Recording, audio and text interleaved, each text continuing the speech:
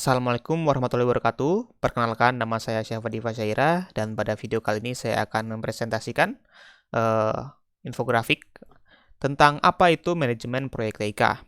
Di sini ada arti proyek itu sendiri menurut seorang ahli, yaitu Kathy Swalwe. Jadi menurut dia, proyek itu adalah suatu usaha atau sebuah kegiatan yang dilakukan hanya untuk sementara.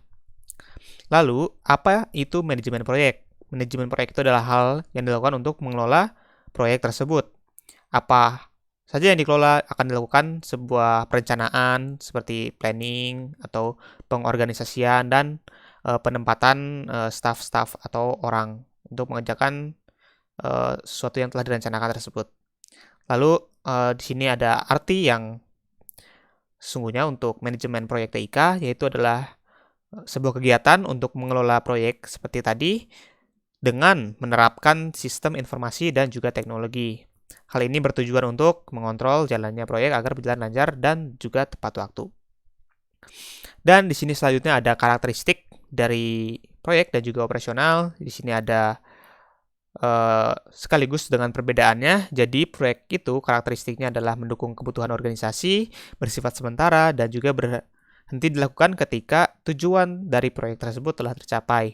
Lalu selanjutnya ada operasional. Di sini adalah karakteristiknya yaitu visi dan misi untuk mencapai beberapa tujuan organisasi. Lalu sifatnya itu berbeda dengan proyek tadi, ini bisa berulang-ulang. Lalu si operasional ini tidak akan berhenti, bahkan dianjurkan untuk tetap berlangsung. Lalu di sini ada perbedaannya. Perbedaannya sebenarnya banyak, tapi di sini hanya yang utamanya saja, yaitu adalah dari keberlangsungannya. Proyek itu hanya bersifat sementara, sedangkan operasional itu bersifat berulang.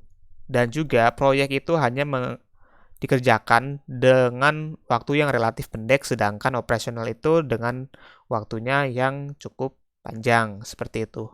Lalu di sini ada jenis proyek, ada 3, yaitu organisasi fungsional, projectized, dan juga matrix. Di sini matrix dibagi menjadi 3 lagi, yaitu weak, balance, dan juga strong.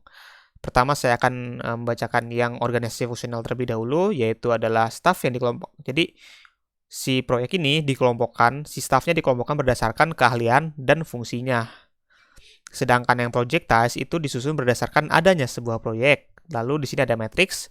Ada yang weak terlebih dahulu, yaitu mengelola beberapa karakteristik organisasi dan si project manajernya itu sebagai koordinator proyek.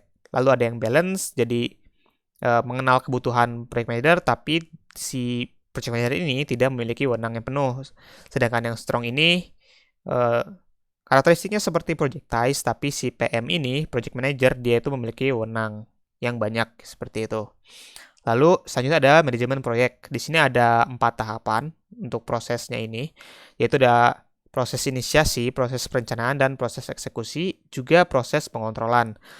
Proses inisiasi itu adalah fungsinya memberikan gambaran untuk sebuah proyek. Lalu di sini ada perencanaan, yaitu definisi detail dari proyek yang sudah dibuat pada proses inisiasi.